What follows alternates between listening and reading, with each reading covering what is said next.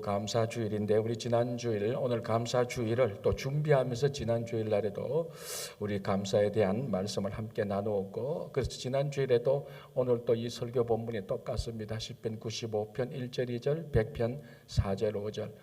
그래서 지난주에 우리가 두 가지를 크게 생각해 봤습니다. 하나님께 나아가는 자는 감사로 나가야 된다. 100편에서는 하나님의 궁정에 들어가는 사람은 감사함으로 나가자. 그래서 하나님의 궁정에 들어가는데 이 감사가 없으면 궁정의 문이 열리지 않는다. 그래서 이 감사가 궁정을 문을 여는 열쇠다 해서 궁정 열쇠라고 제목을 함께 나누었고, 오늘은 이제 두 번째입니다. 똑같은 이 내용이었지만은 이제 오늘은 무엇을 감사할까? 감사의 콘텐츠죠. 감사의 내용이 무엇인가? 사실 우리가 신앙생활하면서 감사의 콘텐츠, 감사의 내용을 기록하면 수백 가지도 넘을 겁니다.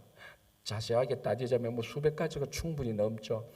그러나 오늘 전체적으로 우리가 기본적으로 성도로서 하나님께 드리는 감사의 내용, 크게 봐서 우리가 두 가지로 이렇게 정리해 볼 수가 있습니다. 첫째가 뭔가 하면은 하나님께서 우리들에게 주시는 것, 그것이 무엇이든지 간에 당연히 하나님께서 우리들에게 주시는 것이 나쁜 것을 주실 리는 없죠.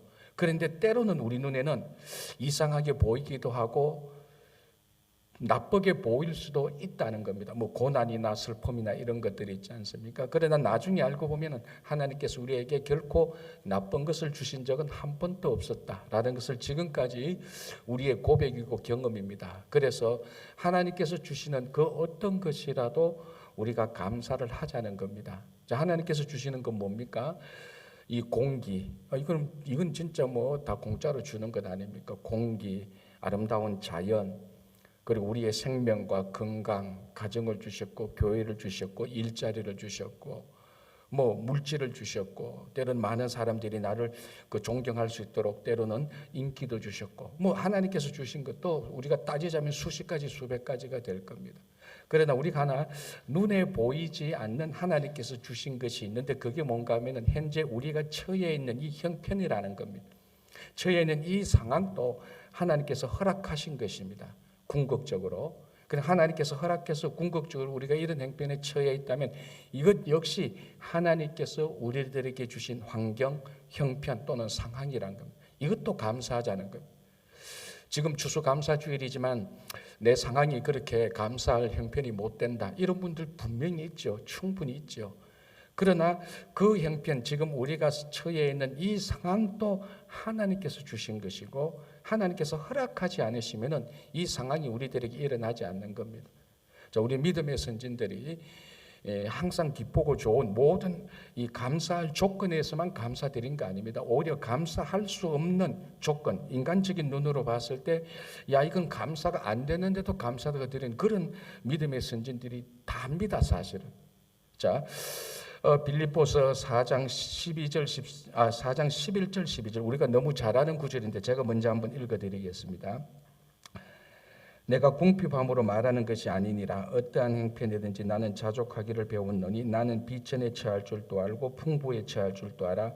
모든 일 곧 배부름과 배고픔과 풍부와 궁핍에도 처할 줄 아는 일체의 비결을 배웠노라. 자, 이건 누가 말한 겁니까? 방금은 제가 말했지만 원래는 바울이 말한 것 아닙니까? 어디서 누구에게 말한 겁니까? 이게 로마 감옥에서 빌립보 교회 교인들한테 말한 겁니다. 그래서 우리 빌립보서를 옥중서신이라고 말하지 않습니까? 여러분, 빌립보서를 읽어보면 사도 바울이 썼는 편지 가운데 가장 기쁨이 넘치고 가장 감사가 넘치는 편지가 이 빌립보서입니다.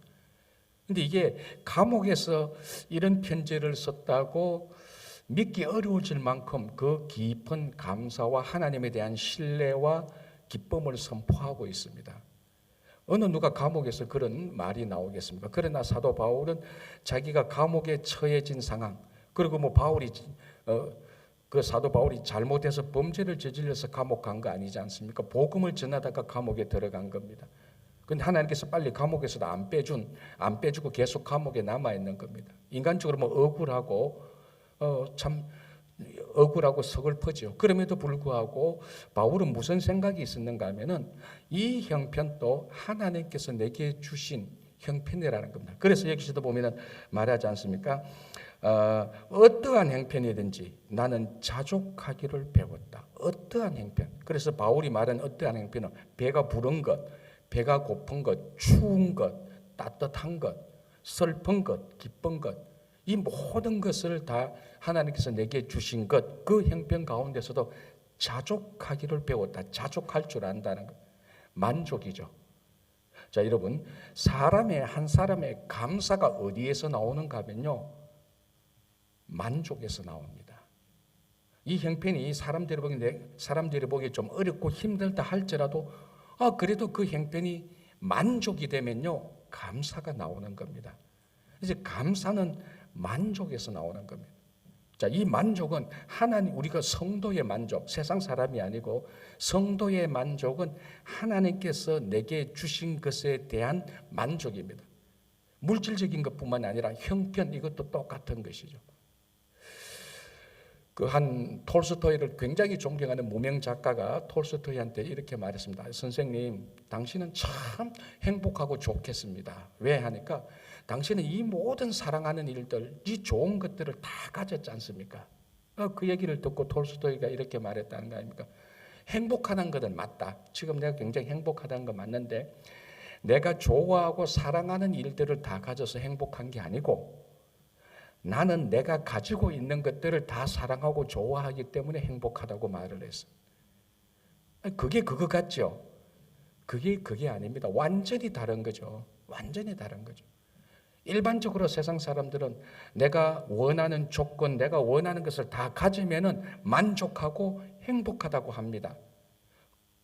이 말이 틀린 말은 아니죠. 생각해 보십시오. 내가 좋아하는 것 다 가지고 다 가질 수 있고 사랑하는 일 다 가지시면 만족하죠. 그러면 행복한 겁니다. 그러나 이거는 하나의 이론입니다. 어떤 사람도, 이 지구상의 어떤 사람도 자기가 가질 수 있는 것, 자기가 사랑하는 것을 다 가질 수는 없습니다.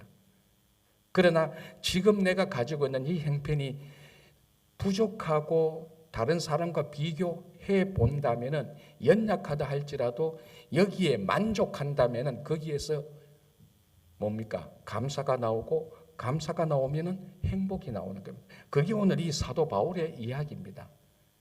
그게 오늘 이 감사절에 우리가 생각해 봐야 될 감사 아니겠습니까? 저 캘리포니아에서 한 가정주부가 남편에 대해서 되게 불만이 많았습니다. 처음에 결혼할 때는 꽤 괜찮은 남편이었는데 이 중년이 지나면서 노년이 들어오니까 꽤 불만이 남편이 됐어요. 왜냐하면은 처음에는 돈도 잘 벌고 이러더만 이제 뭐 세월이 중년을 거쳐가면서 이 아내가 자기가 돈을 더 많이 버니까 남편이 직장에도 안 나가고 일주일에 한 두세 번 골프 치러 가고 낚시하러 가고 사냥하러 가고 자기한테 뭐 관심을 안 기울이는 겁니다. 아무리 생각해봐도 별 필요 없는 남편이라서 결단합니다. 신문에 공고를 내죠. 남편을 헐값에 판매합니다. 남편을 사가시는 분들에게는 사냥도구, 사냥개 일체 무료, 골프채 일체 무료합니다. 그게 캘리포니아에서 실제로 광고를 냈대요. 그러니까 60통의 전화와 편지가 왔다는 겁니다. 그런데 보니까 딱 이걸 말합니다. 아무도 그런 남편 나 안 가져간다는 겁니다. 그런데 말하기를 아무도 그 남편을 내 남편으로 내가 헐값에 사지는 않지만 그래도 그런 남편이 있다는 것을 감사하라는 겁니다. 그런 남편 한번 없어봐라. 얼마나 불편한지 아느냐. 네가 아플 때 누가 나이 노는 애 전화해 주겠느냐. 2주 3주 밀렸던 쓰레기 누가 치우겠느냐고. 눈 오고 잔디 눈 오고 낙엽하면 그래도 누가 치우겠냐. 그래도 내가 살아보니까 남편이 치워주더라. 그런데 그 남편이 먼저 나보다 하늘 날아가니까 너무너무 외롭고 쓸쓸하고 보고 싶더라. 당신이 판매하려는 그 남편이 내 남편으로는 적당하지 않지만 내가 헐값에 싸지는 않지만 그 헐값에 내가 가지고 싶진 않지만 네 남편이니까 네가 잘 간수하고 감사하라는 거. 그렇죠? 그렇죠. 이래야 된다니까. 그렇죠. 오늘 이거 집회되네. 그렇죠. 딱 우리 이 집사님 마음에 쏙 드는 말이에요. 그러니까 그 아내가 이제 모 이수 모 권사님 이제 행편을 하죠. 가만히 생각하니까 그렇다는 거예요. 그렇지, 우리 남편이 지금 뭐 내를 때리는 것도 아니고 우리 집에 있는 돈 가지고 가서 사기치는 것도 아니고 그렇다고 해서 뭐 매일매일 사고 내서 손해 끼치는 거 아니고 그렇지, 단지 젊었을 때 내게 베풀어준 관심과 사랑이 많이 식었다는 것, 자기 좋다고 막 밖에 나다는 것, 그게 좀 불만이어서 그렇지, 그래도 내 아프면 누가 케어해 줄 것이냐는 거예요. 가만히 생각하니까 그래도 이 남편 없는 것보다 있는 게 훨씬 낫다고 감사했다는 것. 자, 남편만 그렇겠습니까? 아내는 똑같지 않습니까? 자식은요 똑같지요. 자, 우리가 결혼할 때 뭐라고 말합니까? 여러분 30년, 40년, 50년 생각해보세요. 검은 머리 팥불이 될 때까지, 비가 오나 눈이 오나 슬퍼나 기뻐나 항상 함께 하겠다고 굳게 서약해놔 놓고, 그렇지 않습니까? 그거 다 잊어버린 거예요. 그래서 이 가정주부가 감사하며 남편 판매, 그 다음부터 남편 판매하는 공고 다 지웠다는 것. 여러분, 이게 세상 일이지만은 기본적으로 하나님께서 우리들에게 주신 모든 것에 대한 감사의 기본 태도가 여기에 배어 있는 것입니다. 그렇지 않습니까? 하나 더 얘기해 볼까요? 하나님께서 이 사람들을, 물론 이거 성경에 나온 얘기 아닙니다. 하나님께서 이 사람들을 행복하기 위해서 천사를 보냈습니다. 그래서 너는 네가 만나는 사람마다 다 행복하게 해줘라. 이 막중한 사명을 가지고 천사가 지상에 내려왔는데 울고 있는 농부를 발견했습니다. 가서 묻습니다. 왜 울고 있느냐? 그러니까 내 이 소가 방금 죽었다. 이 소 없이 내가 어떻게 농사를 짓겠느냐? 앞으로 내가 살아갈 걸 생각하니 막막하다. 그러니까 이 천사가 그럼 내가 소 한 마리 줄게. 그래서 소를 주니까 농부가 너무너무 행복한 삶을 산다는 겁니다. 미션 클리어. 자, 또 가는데 한 남자가 또 울고 있는 거다. 왜 우냐 하니까 내 친한 친구한테 배신당해서 사기당했다. 우리 재산 다 날렸다. 내가 어떻게 집에 들어가겠느냐. 우리 부모님, 우리 아내, 내 자식 무슨 낯으로 보겠느냐. 그래서 지금 죽고 싶다. 그러니까 이 천사가 네 사기 얼마 당했느냐. 그 액수를 또 남자에게 또 건네줬다는 거니까. 이런 천사 한번 만나야 되는데, 그죠? 한번 만나야 되는데 안 나타나네. 자, 어쨌든 또 이 천사가 또 가는데 아주 잘생긴 남자 한 사람이 얼굴을 보니까 죽상이에요.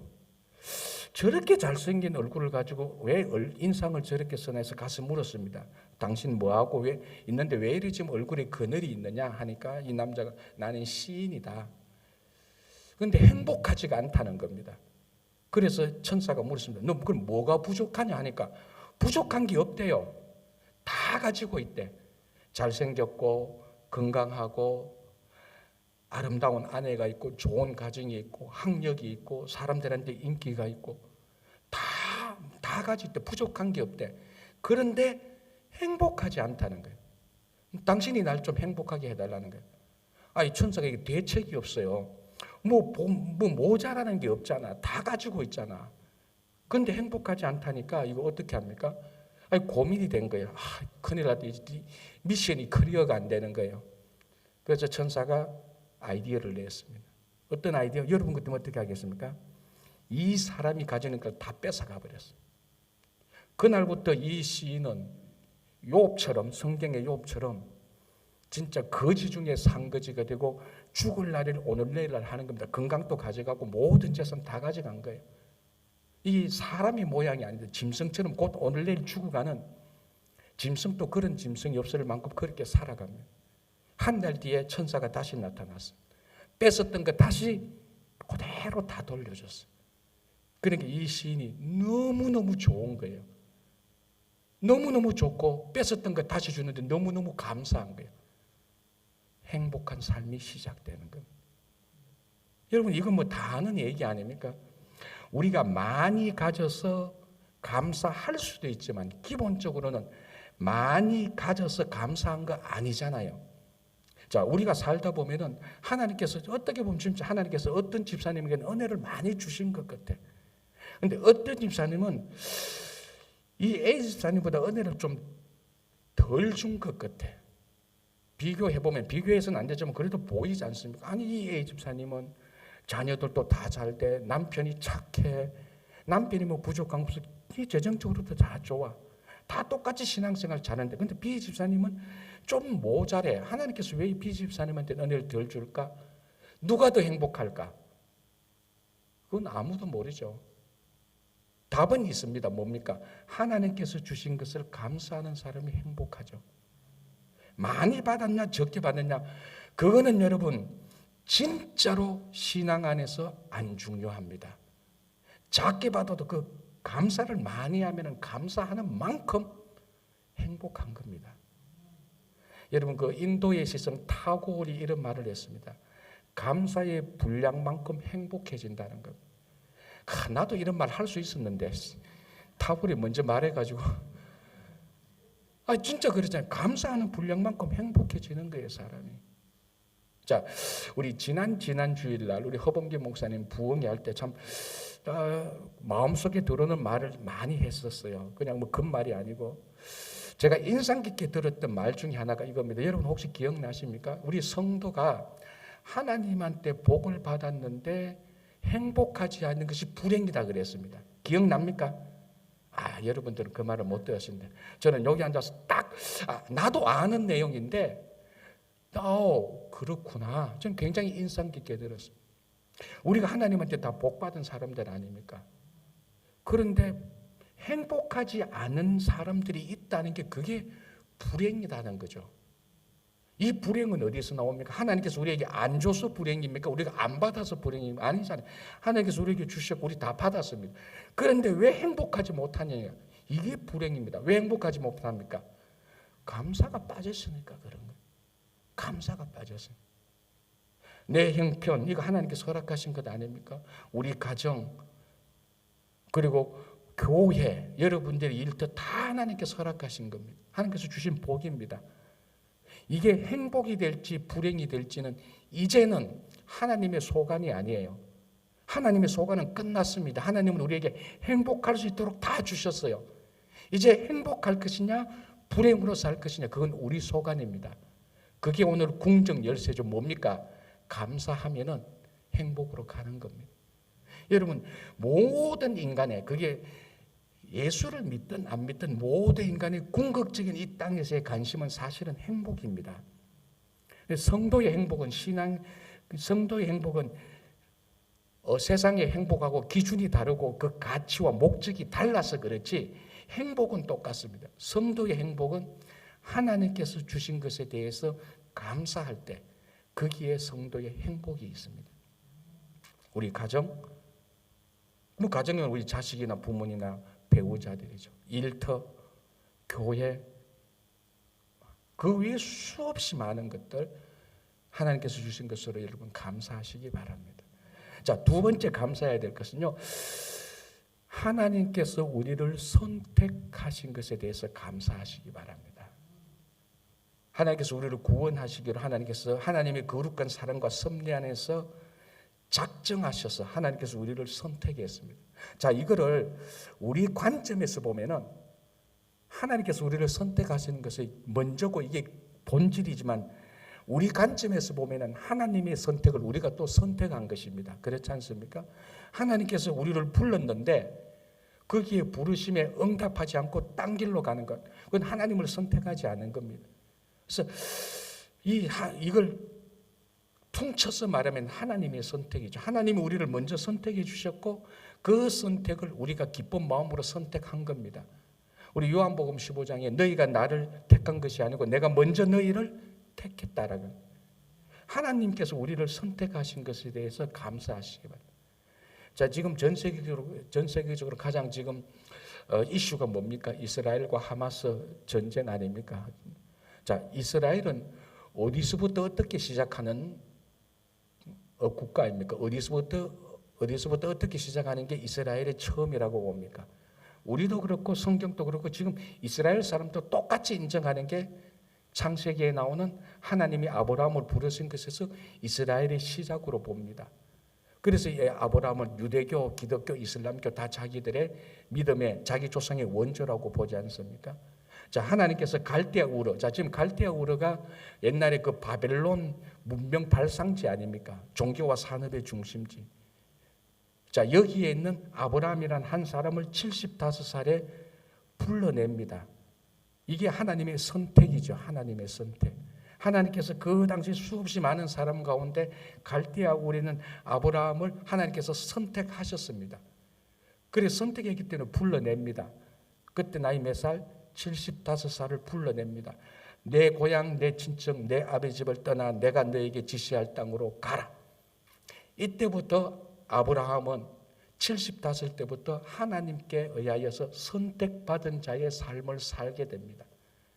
성경 퀴즈 하나. 그러면 아브라함은 몇 년 동안 선택받은 자의 삶을 살았을까요?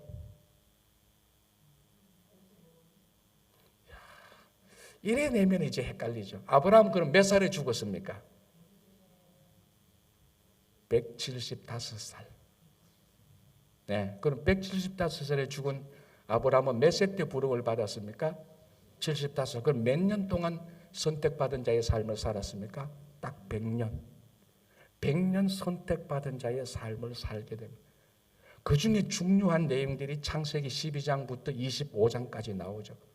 자, 한번 볼까요? 아브라함이 그러면 선택받은 자의 삶이 어떤가 한번 보겠습니다. 제가 간단하게 축축 이렇게 그 나온 것을 얘기할게요. 자, 일단 선택받았기 때문에 갈대아 우르를 떠납니다. 75년 동안 살았던 갈대아 우르 고향 친척 아버지 집을 떠납니다. 자, 우리 다 비슷한 경험한 사람입니다. 다 이민자들입니다. 우리도 조국을 다 떠나왔습니다. 떠날 때는 어떨 때는 흥분과 기대가 있었지만은 본질적으로는 뭡니까? 불안하고 염려하고, 그것도 75살에 떠나보십시오. 진짜 불안하고 염려하고 혹독한 삶이 있을 거라는 뭔가 모르게 불안정한 감이 들 겁니다. 이게 감정적으로 결코 좋은 게 아니지 않습니까? 자, 그래서 떠났습니다. 그래서 저 하란을 거쳐서 지금 우리가 성경에 말하는 가나안 땅에 왔지요. 오자마자 무슨 일이 생깁니까? 성경에서 거기 기근이 듭니다. 어느 정도였는가 하면 거기서 살다가는 굶어 죽기 딱 맞습니다. 아니, 하나님께서 나를 선택해, 아브라함을 선택해서 선택한 땅에 왔는데 정상적으로 하면 그 땅이 좋아야 되지 않습니까? 좋아야 되지 않습니까? 하나님께서 선택해 주셔서 왔는데 오자마자 이게 뭡니까? 굶어 죽도록 만드는 거예요. 그래서 어떡합니까? 애굽으로 내려갑니다. 자, 애굽에 내려갔는데 또 무슨 일이 생깁니까? 이게 어쨌거나 제가 뭐 사라를 본 적은 없지만은 애굽 사람이 보기에는 사라가 굉장히 미인이었던 것 같아요. 그래서 이 사라를 이 아브라함이 느끼지 않습니까? 이 내 아내 사라 때문에 남편인 내가 잘못하면은 죽겠구나. 살아야 되겠다. 그래서 아내를 누이라고 속이기까지 하지 않습니까? 제가 늘 이 부분 말할 때 나는 그래도 이런 일은 안 해요. 아내는 아내지. 그 뭐 지 살라고 얼마나 찌질하고 비겁합니까? 이 모든 일들이 선택받았기 때문에 일어나는 일들이에요. 선택받았기 때문에 가족을 떠나야 되고, 선택받았기 때문에 굶어 죽을 위기에 처하게 됐고, 선택받았기 때문에 애굽에 가서 또 다른 죽음의 위험에 처하게 됩니다. 자, 그래서 또 하나님께서 간섭해서 살려서 다시 가나안에 돌아오지 않습니까? 그런데 하나님께서 아브라함을 선택할 때 약속했던 게 있지 않습니까? 하늘의 별처럼 바다의 모래처럼 많은 자녀를 주고 이 자녀들이 살 땅을 주겠다. 자녀와 땅에 대한 약속을 분명히 주셨습니다. 그런데 한 가나안 땅에서 10년 살아도 자녀가 뭐 생길 기미가 안 보이지 않습니까? 사라가 잘 앉지 않습니까? 내 몸에 지금 생리적 구조로 자녀 낳을 수 없다. 그래서 하갈을 통해서 이스마엘을 놓습니다. 나중에 이 이스마엘과 또 이삭과 사라하고 하갈하고 얽히고 섞여가지고 결국은 아브라함은요 이스마엘과 하갈을 그 집에서 쫓아내야 됩니다. 자, 우리가 성경을 대충 읽어서 그렇지. 자, 우리 그러면은 여성들은 가만히 있고 남자들 한번 생각해 보십시오. 어쨌거나 이스마엘은요 자기의 첫 번째 아들이에요. 그래서 성경을 가만히 읽어보면요 아브라함이 이스마엘을 굉장히 사랑했어요. 굉장히 사랑했어요. 첫 번째 아들이잖아요. 86세에 난 아들인데 첫 번째 아들이지 않습니까? 그런데 이게 집안 구조에 의해서 어쩔 수 없어 쫓아냅니다. 그 마음이 얼마나 슬플까요? 얼마나 슬퍼요. 이 모든 일들이 다 뭐 때문에 생긴 거라고요? 선택받았기 때문에 이런 일을 감당한. 선택 안 받았다면 이스마엘 자기 아들로 삼아도 돼요. 자, 그런데 또 이스라엘 가나안에 또 기근이 듭니다. 이제는 어떡합니까? 애굽으로 안 가죠. 그 가서 죽을 뻔했으니까. 또 살기 위해서 그랄 땅으로 갑니다. 근데 또 똑같은 일이 생겨요. 그랄 사람이 보기에 또 그 나이에도 사라가 이뻤던 거예요. 똑같은 일이 생깁니다. 마치 데자뷰 같이. 또 뭡니까? 아브라함은 애굽에서 살았던 경험이 있지 않습니까? 또 거짓말에서 또 사는 거예요. 또 하나님께서 간섭해서 살려줍니다. 그렇게 해서 우리 잘 아는 대로 나중에 백세에 이삭을 낳습니다. 이삭을 낳았는데 나중에 이삭을 바치라 그러지 않습니까? 그래도 그때는 아브라함 믿음이 줘서 바치고 올라가지 않습니까? 자, 그리고 이제 사라가 죽게 됩니다. 사라가 죽으니까 무덤에 묻어야죠. 그런데 무슨 일입니까? 사라를 묻을 땅 하나조차도 없었지 않습니까? 그래서 헷족속에게 은 400세겔을 주고 매장지 무덤을 하나 삽니다. 요게 아브라함이 죽을 때까지 가지고 있는 전 재산이에요. 자, 여러분, 그래서 아브라함이 175세에 죽습니다. 그러면은 100년 동안 선택받은 자의 삶을 삽니다. 우리말로 하면 100년 동안 이민 생활한 거죠. 자, 100년 동안 이민 생활했는데 이거 잘 산 겁니까? 못 산 겁니까? 여러분 어떻습니까? 100년 동안 살았는데 자기 이름으로 등기된 집 한 채 없고 땅 한 평 없었어요. 고작 있었다면 무덤 하나, 거기에 자기 아내도 묻히고 자기도 묻히는 겁니다. 약속은 하늘의 별처럼 바다의 모래처럼 많은 자녀를 준다 그랬고 이 자녀가 살 땅을 준다고 그 약속받고 선택받았다고 이 갈대아 우를 떠나왔는데 100년 동안 살았는데 거의 nothing. 물론 그 이후에 다른 아내를 통해서 자녀들 몇 명 있지만 선택받은 아브라함에게서는 그건 자녀가 아니에요. 이삭만 자녀예요. 아니 앞으로 바다와 같이 그 바다의 모래 하늘의 별같이 자녀를 생육하려면 약속받은 자녀 한 명가 되겠습니까? 한 5은 돼야죠. 12명 뭐 딜이 돼야 좀 나갈 거 아닙니까? 아브라함은 그래서 죽었어요. 그냥. 자, 이게 100년 동안 이민 생활했는데 이게 성공합니까? 자, 우리 다 이민자 아닙니까? 빠른 사람은요 5년에서 10년 동안 빌딩 사는 사람도 봤어요. 제가 10년 안에 맨하탄에 빌딩 사는 사람도 봤어요. 진짜 빨라요. 그 사실 좀 특이한 사람이죠. 그리고 우리 지금 자녀들 보십시오. 한 세대 지나갔는데 우리 자녀들이 다 미국의 주류로, 다는 아니지만 대부분 다 주류로 들어가지 않습니까? 이민 생활의 역량으로 보면 우리가 아브라함보다 훨씬 더 잘 됐어요. 그런데요, 여러분 창세기 아브라함의 선택받은 자의 100년 동안의 삶에 기록된 것을 보십시오. 한 번도 아브라함은 선택받은 것에 대해서 후회하지 않고 있어요. 이게 놀라운 거예요. 한 번도.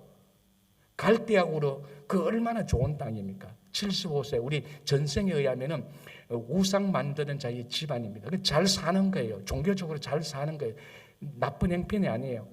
그래서 어디까지 옵니까? 가나안에서 100년 동안 사는데 한 번도 자기 집에 간 적 없습니다. 우리는 비행기 타고 자주 가지 않습니까? 한 번도 간 적 없으면서 성공했다고 할 수 없는 그런 삶을 100년 동안 사는데 한 번도 내가 왜 이렇게 살지? 라고 후회하거나 불평하거나 원망한 적이 한 번도 없습니다. 이게 놀랍지 않습니까? 여러분 이스라엘 백성들 광야에서 40년 살은 거 보십시오. 입만 띄면 불평이었어요. 입만 열면은 다시 애굽으로 돌아가지 않아요. 입만 열면 자기들이 애굽에서 나온 것을 후회하고 불평했습니다. 아브라함은 한 번도 후회하지 않았어요. 자세히 읽어보면요 오히려 감사의 삶이 더 많았어요. 자, 아브라함이 아까 말한 애굽에서 나왔지 않습니까? 나왔어요. 하나님께 제단을 쌓고 찬양을 드렸어요. 그리고 중간에 조카 롯하고 그 양을 치는데 양이 좀 많아져가지고 그 땅을 나누어야 되지 않습니까? 그래서 조카 롯은 소돔으로 가고 아브라함은 헤브론으로 갑니다. 거기 가서도 하나님께 제단을 쌓고 찬양하고 예배를 드려요. 누가 하나님께 예배 드리는데 불평하고 원망하겠습니까? 그리고 조카 롯을 구해가 올 때 멜기세덱을 만나지 않습니까? 멜기세덱을 만났을 때 10분의 1을 드립니다. 이 10분의 1은 이게 이제 최초의 11조인데 소득의 10분의 1도 맞지만요. 하나님께서 지켜주신 은혜에 대한 감사의 표시도 굉장히 많이 들어가 있어요. 오히려 아브라함의 인생은 100년 동안에 감사가 더 많았어요. 자, 아브라함이 어떻게 죽었는가 한번 보겠습니다. 창세기 25장 7절 8절 제가 읽어드릴게요. 이게 아브라함에 대한 그 마지막인데요. 이렇게 되어 있습니다. 아브라함의 향년이 175세라. 그의 나이가 높고 늙어서 기운이 다하여 죽어 자기 열조에게로 돌아가매. 자, 이거는 한국말로 절대로 알 수 없는 번역이 하나 있습니다. 자, 보세요. 그의 나이가 높고 늙어서, 높고에 동그라미를 치셔야 됩니다. 높고. 자, 나이가 높고 늙어서. 그러니까 나이가 많아서 늙었다는 말이죠. 그죠? 사실은 이건 번역이 이건 다시 해야 돼요. 여기서 나이가 높고의 높고는 히브리어로 토브예요. 토브가 뭐죠? 굿모닝 할 때 굿이에요. 하나님께서 천지를 창조하시고 보시기에 좋았더라 할 때 그 단어예요. 그 단어. 그러니까 여기 나이가 높고라는 말은 많다가 아니고 좋았다는 말입니다. 그런데 우리 번역은 지금 이걸 어쨌거나 이 번역을 중요하게 관심을 안 가졌어요. 사실은 이건 굉장히 중요한 아브라함 인생의 마지막 결론입니다. 아브라함은 죽을 때 하나님 보시기에 좋았어요. 자, 하나님께서 보시기에 좋은 것은 우리가 볼 때도 좋지요. 성도들이 볼 때는 좋지요. 그걸 우리는 여러 가지로 표현할 수 있습니다. 하나님이 보시기에 좋다는 것을 우리 관점에서 볼 때는 아름답다라고 말할 수도 있고, 위대하다고도 말할 수 있고, 찬란하다고 말할 수 있고, 장엄하다고 말할 수 있고, 좋다라고 말할 수 있어요. 그래서 이 아브라함이 나이가 높고 토브라는 말을 우리 최근에 유진 피터슨이라는 이 작가가 메시지 성경이라는 것을 번역을 해서, 이 성경은 좀 의역이 많아요. 그러니까 메시지 중심으로 성경을 번역하는데, 그때 이 본문을 요 나이가 높고를 어떻게 번역하는가 하면 He died happy. 그는 행복하게 죽었다라고 번역을 해요. 그러니까 이 토브라는 말을 행복으로 번역을 한 거예요. 자, 그리고 유명한 랍비 조나단 삭스라는 분은 이 부분을 영어로 이렇게 번역합니다. He is old and satisfied. 만족했다는 겁니다. 뭐 또 다른 번역도 있겠지만 제가 다 살펴보진 않았고요. 두 사람, 유진 패테스는 아브라함은 행복했다. 이 조나단 삭스는 아브라함은 자기 삶을 만족했다. 자, 만족과 행복의 연결고리가 무슨 단어입니까? 감사죠. 감사죠. 만족하면 감사하고 감사하면 행복한 거 아닙니까? 결국 아브라함은 아까 말씀드린 것처럼 100년 동안 이민생활을 통해서, 아니 정확히 말하면 하나님의 선택받은 자의 삶을 단 한 번도 애굽으로 갈 때, 그랄에 갈 때 자기가 잘못한 것을 회개는 했, 자기가 잘못한 것을 알았지만은 그 자체 선택받은 것에 대해서는 한 번도 원망 없이 불평 없이 사실 오히려 아브라함의 인생의 마지막은 만족한 삶이었습니다. 행복한 삶이었습니다라고 말하고 있습니다. 아브라함은 한 번도요, 이럴 줄 알았다면 내가 갈대아 우를 떠나지 않았지, 이런 말 한 적 없습니다. 이럴 줄 알았으면 내가 하나님의 부르심에 응답하지 않았지, 이런 말 한마디도 없습니다. 바보 중에 바보가 누군 줄 압니까? 이럴 줄 알았다면 입에 달고 다니는 사람이. 이럴 줄 알았던 그 과거를, 자기 인생 과거를 다 부정하는 거예요. 성도로 말하면 하나님께서 나를 선택해 준 것을 다 부인하는 거예요. 여러분, 정신과 의사로 40년 동안 사신 유명한 의사가 하는 말을 제가 들었습니다. 이 사람은 정신과 가운데서 특별히 우울증 전문이에요. 여러분, 정신 질환이 굉장히 복잡하지 않습니까? 아직까지도 미개척 분야가 굉장히 많아요. 굉장히 복잡해. 우리도 정신과 그러면 공부할 게 너무너무 많은 거예요. 인문 철학 다 공부해야 돼. 사람 심리 다 공부해야 돼. 그런데 40년간 이 우울증 전문한 정신과 의사가 이런 말합니다. 사실은 정신질환의 원인은 너무너무 간단하다는 거예요. 자기가 40년 해보니까 딱 하나래. 특별히 우울증을 40년 해봤는데 우울증 환자 면담해보면요, 딱 한 문장으로 끝난대요. 그 문장이 뭔 줄 압니까? 제가 방금 얘기했잖아요. 이럴 줄 알았다면. 그 단어래요. 내가 이럴 줄 알았다면 그때 대학을 들어갔었어야 되는데, 이럴 줄 알았다면 내가 이 남자하고 결혼을 안 했어야 되는데, 이럴 줄 알았다면 미국에 오면 안 됐는데. 우울증 환자의 모든 케이스는 다 달라도 원리는 똑같다는 겁니다. 이럴 줄 알았다면. 그게 왜 우울증입니까? 그러니까 자기 인생의 과거를 통째로 부인하니까 현실에 자기 오늘 사는 현재의 가치와 의미가 없는 거예요.